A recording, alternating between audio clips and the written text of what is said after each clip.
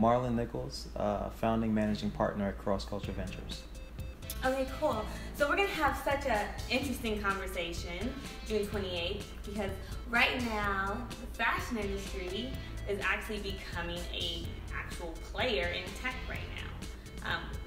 Why do you think that in or not even why do you think, what has happened over the years for in 2009 there to be $50 million of what the fashion industry is worth, and now here, fast forward, almost 10 years, we're at $2.8 billion industry. Black people spend too much money.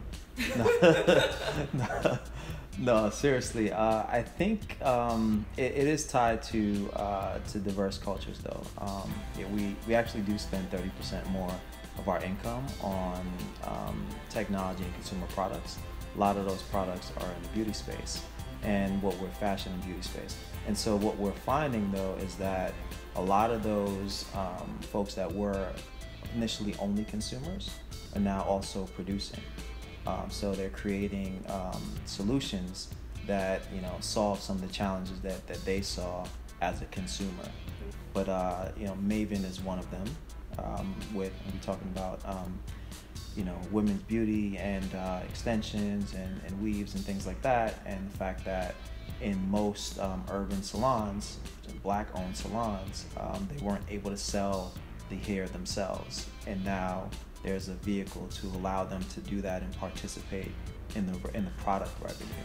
So we're seeing more and more things like that. Companies like Hinge 2 in the fashion space that are making it easier for designers and new kind of brand creators to do what they do and love, which is to design and create, and have a platform run the business for them and to find buyers of their product, market their products and things like that.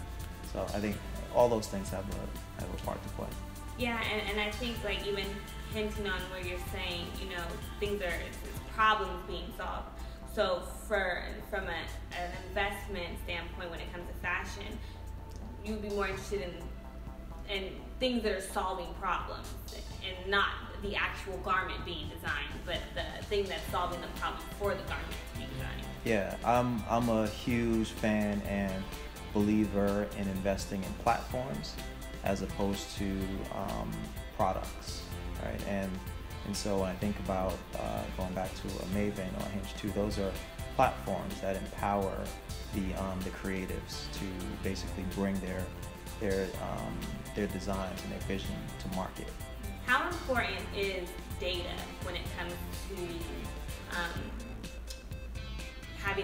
pitching a thought, pitching an idea?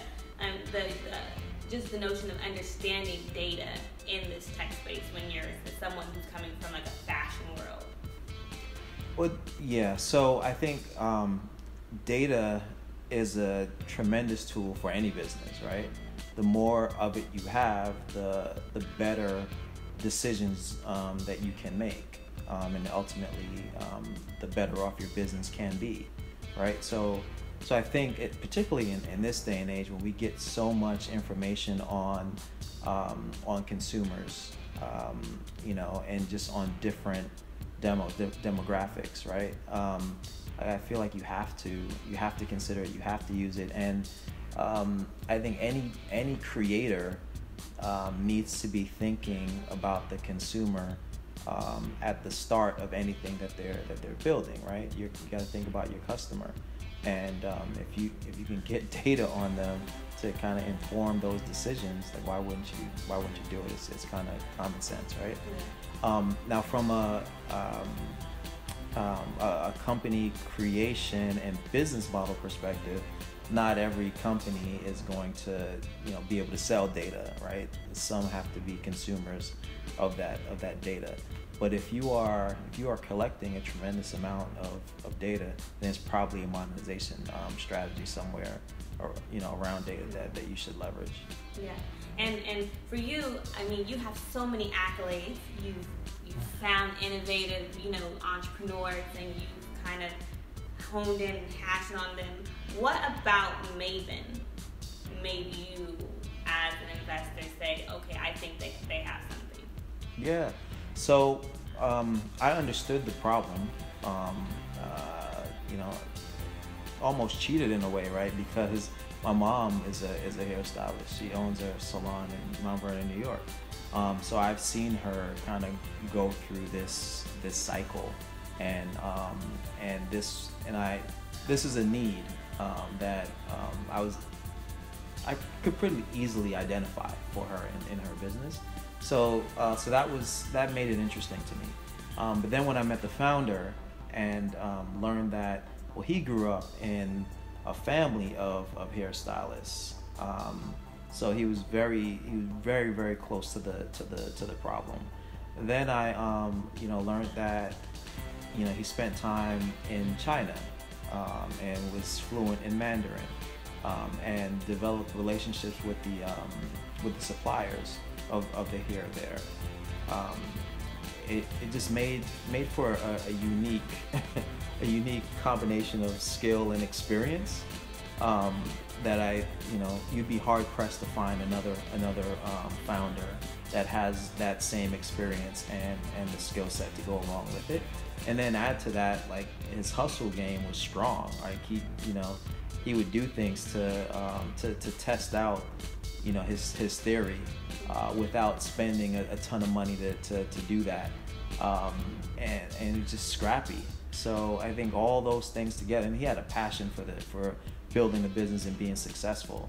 So I think it was all of that and understanding that this is a big opportunity. All those things led to doing it. And I knew him for about 5 years before we made the investment.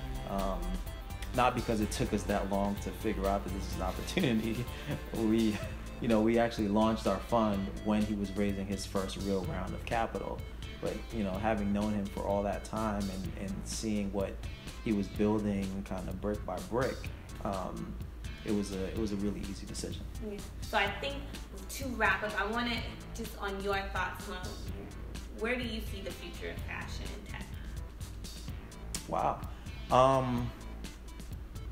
Man, that's a big question. So I definitely see the trend of fewer physical stores continuing, right? I think a lot more purchasing will be done online. I think we can expect to see much more customization, and the ability to kind of add your unique flair or thing to whatever it is that you're buying. I see a lot of that happening. I see a lot more drop ship type solutions coming to market. It just takes a lot of the logistical burden off of some of these brands and designers, which is why we love Hinge 2 so much. Yeah.